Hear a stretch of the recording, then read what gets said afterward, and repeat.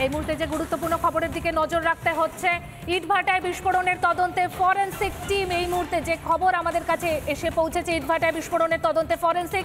বিস্ফোরণস্থলে 2 সদস্যের ফরেনসিক দল প্রত্যক্ষদর্শীদের সঙ্গে কথা বলবেন তদন্তকারীরা। নতুন নমুনা সংগ্রহ করবে ফরেনসিক দল। ইটভাটার বিস্ফোরণে তদন্তে ফরেনসিক টিম বিস্ফোরণস্থলে।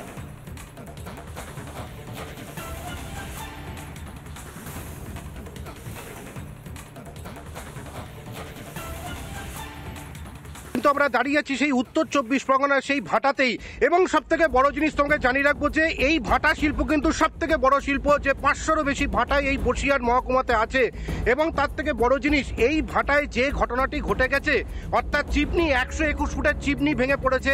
সেই ভেঙে ফেলার পর আমি তোমাকে ছবিটা দেখানোর চেষ্টা করব যে এই মুহূর্তে সেই পারনেই আমরা দাঁড়িয়ে আছি, যে ভাটার যে এই যে 121 ফুটের চিমনি, সেই চিমনি কিন্তু কি করে ভেঙে পড়লো।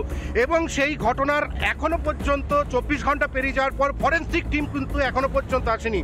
অধিকাংশ ভাটায় কিন্তু প্রশ্ন উঠছে, নিজের জমি মালিকানা সত্ত্ব নেই এবং ইছামতি নদীর চর। তোমাকে আরও একটা ছবিটা ক্লিয়ার করলে তুমি দেখতে পাবে যে এই যে পারন, অর্থাৎ এই পারনের পেছনেই কিন্তু ইছামতি নদী।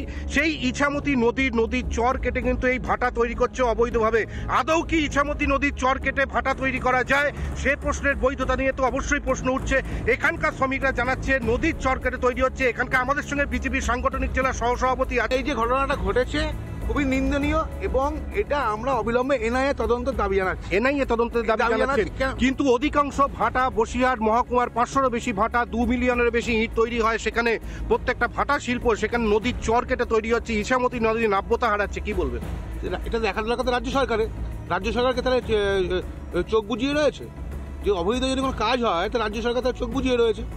এমনিতে পশ্চিমবাংলায় আইন শৃঙ্খলা বলে কিছু নেই, শুধু লুটতরাজ চলছে। এখানকার আরও একজন স্থানীয় বাসিন্দার সঙ্গে কথা বলবো। দাদা, কি বলবেন এই ঘটনাটা? দেখুন, এটা বসিরহাট অঞ্চলটা ভাটা শিল্পের উপর অনেকটা নির্ভর করে, কিন্তু বেশিরভাগ ভাটাই বেআইনি এবং রাজনৈতিক মদতপুষ্ট। তার জন্য আজকে নানা রকম অসামাজিক কাজকর্ম হচ্ছে। অর্ণব ব্রহ্মের প্রতিবেদন আপনাদের দেখালাম, এবং যে ফরেনসিক টিম পৌঁছেছে সেই ফরেনসিক টিমের সদস্য ঠিক কি বলছেন আপনাদের শোনাবো। কালেকশন করেছি, এগুলোর ভিতরে কিছু আছে কিনা সেটা ল্যাবরেটরিতে টেস্ট করার পরেই বোঝা যাবে, এখন কিছু বলা যাচ্ছে না। তুমি কি ভাবলেন এরকম ভাবে একটা ইটের এরকম একটা চুল্লি আজ অব্দি হ্যাঁ, হতেই পারে। সেটা এখন হয়েছে, আপনারা তো নিজেরা দেখলেন হয়েছে। এখন এটার কারণ আমরা সব টেস্ট করে তখন দাহ্য পদার্থ পেলেন, যার কারণে হতে পারে। সেগুলো বললাম ল্যাবরেটরিতে টেস্ট করার পরেই বোঝা যাবে।